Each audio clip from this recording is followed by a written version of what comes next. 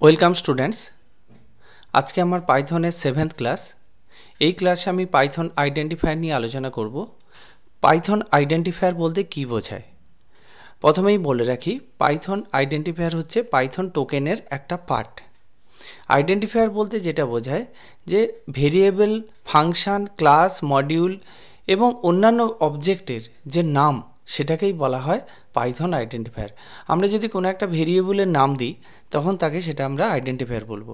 তাহলে এক কথায় যেটা আমরা বুঝি, in Python identifiers are names use to identify variables, functions, classes, modules or other object. They are essentially the labels you give to identify to different part of your code. তাহলে আমরা প্রোগ্রামে যে বিভিন্ন লেভেলগুলো দিই সেগুলো হচ্ছে আইডেন্টিফায়ার। তাহলে identifier বলতে আমরা যেটা বুঝবো যে ভেরিয়েবলের যখন নাম দেব, ফাংশনের নাম দেব, ক্লাসের নাম দেব, সেগুলোকেই আমরা আইডেন্টিফায়ার বলবো। তো এখানে রুল ফর পাইথন আইডেন্টিফায়ার লিখতে গেলে আমরা যে রুলগুলো ফলো করব সেগুলো আমরা পরপর বলছি।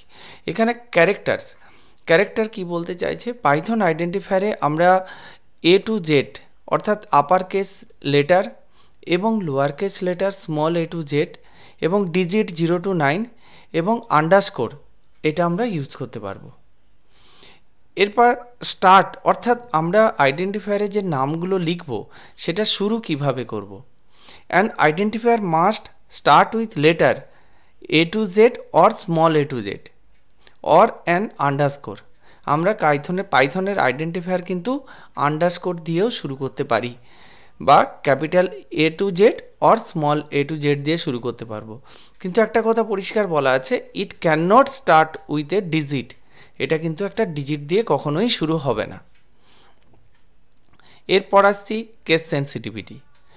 Python is case sensitive, meaning that my variable, এই যে আইডেন্টিফায়ার একটা নাম দিয়েছি মাই ভেরিয়েবল অ্যান্ড মাই ভেরিয়েবল, এই দুটোর মধ্যে ডিফারেন্স আছে। কারণ এখানে ভিটা ক্যাপিটালে লিখেছি আর এইখানে মাই ভেরিয়েবলের ভিটা স্মলে লিখেছি, তাই দুটো কিন্তু আলাদা আইডেন্টিফায়ার হিসাবে ট্রিট হবে। এরপর আসছি কিওয়ার্ডস, অর্থাৎ পাইথন আইডেন্টিফায়ার কখনো কিওয়ার্ডের নাম দেব না। আমার কিওয়ার্ড সম্বন্ধে ডিটেলসে ঠিক পরের ভিডিওটাতে থাকবে, তোমরা পরের ভিডিওটা ফলো করবে, সেখানে কিওয়ার্ড সম্বন্ধে পেয়ে যাবে। এখানে বলা আছে identifier can not be the same as Python keywords, অর্থাৎ পাইথন কিওয়ার্ড যেগুলো আছে সেগুলো কিন্তু কখনোই আইডেন্টিফায়ার হিসাবে ইউজ হবে না। এবার পাইথনে কী কী স্পেশাল ক্যারেক্টার ইউজ করা যায় বা যায় না সেটা এবার বলছি। যে identifier can not contain special character like $, percentage, not, etcetera. এই স্পেশাল ক্যারেক্টারগুলোকে, যত স্পেশাল ক্যারেক্টার আছে সেগুলোকে কিন্তু পাইথন কখনোই সাপোর্ট করে না আইডেন্টিফায়ারের নামের মধ্যে। আর কি লেন্থ, এবার পাইথনের যে আমরা আইডেন্টিফায়ার লিখব, অর্থাৎ একটা ভেরিয়েবলের নাম বা একটা ফাংশনের নাম লিখব, তার কিন্তু কোনো লিমিট নেই। There is no limit on the length of a Python identifier.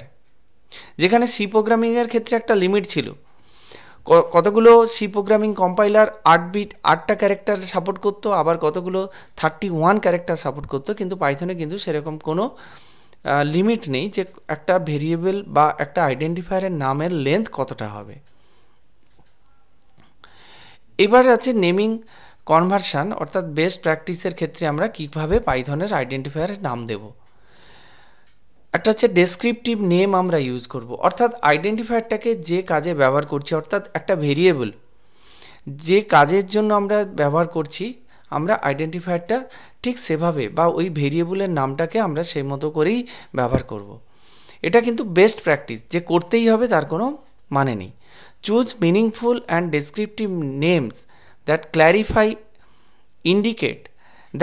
Clearly indicate the purpose of the identifier. আমরা আইডেন্টিফায়ারটাকে কী কাজের জন্য ব্যবহার করছি সেটা কিন্তু ক্লিয়ারলি ইন্ডিকেট করা থাকবে। তারপর বলা আছে lower case variable and function. Use lower case letters for variable and function name with word separated by underscore. আমরা কিন্তু পাইথনের যে আইডেন্টিফায়ারটা লিখব সেই আইডেন্টিফায়ার কখনো এই যে ইউজার স্পেস নেম এটা কিন্তু ভ্যালিড আইডেন্টিফায়ার নয়। ইউজার আন্ডারস্কোর নেম এটা হচ্ছে ভ্যালিড আইডেন্টিফায়ার। আমরা দুটো ওয়ার্ড যদি লিখি তার মাঝখানে আমরা সেপারেটেড হিসাবে আন্ডারস্কোর ইউজ করতে পারি। নেক্সট আসছি আপার কেস যে ক্লাসেসগুলো আছে সেটা। Use upper case letter for the first letter of each word in class name.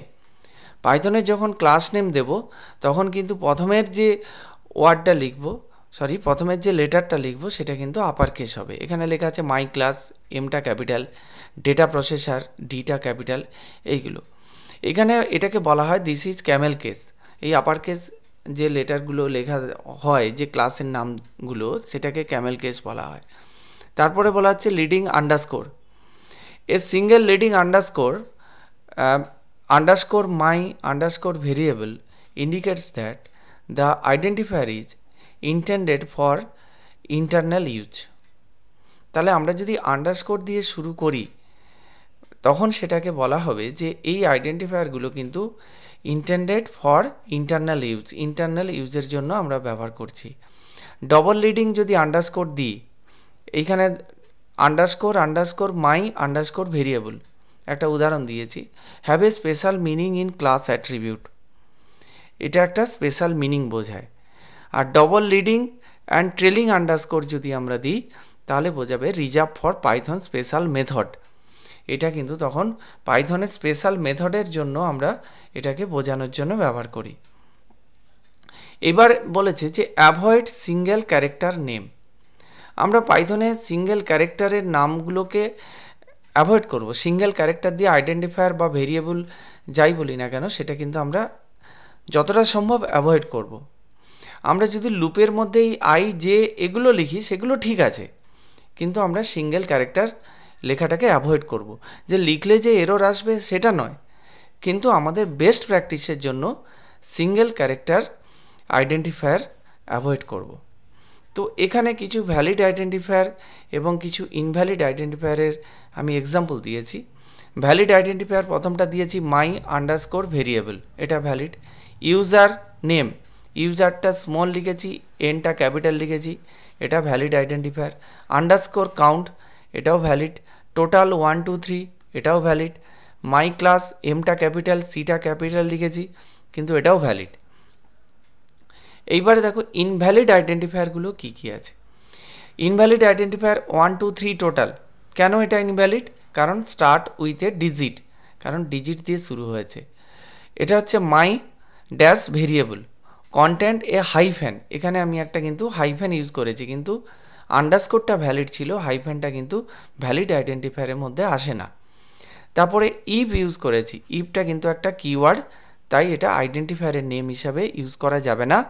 User dollar name, এই যে স্পেশাল ক্যারেক্টার ডলার, এটা কিন্তু আইডেন্টিফায়ারে ইউজ হবে না। আজকের ক্লাস এই পর্যন্ত। আমার channel study computer science with Manas sir. আমার এই ভিডিওটি ভালো লেগে থাকলে অবশ্যই লাইক করো এবং কমেন্ট করে জানাও ভিডিওটি কেমন লেগেছে, এবং আমার চ্যানেলে নতুন হয়ে থাকলে অবশ্যই চ্যানেলটিকে সাবস্ক্রাইব করো। Thank you.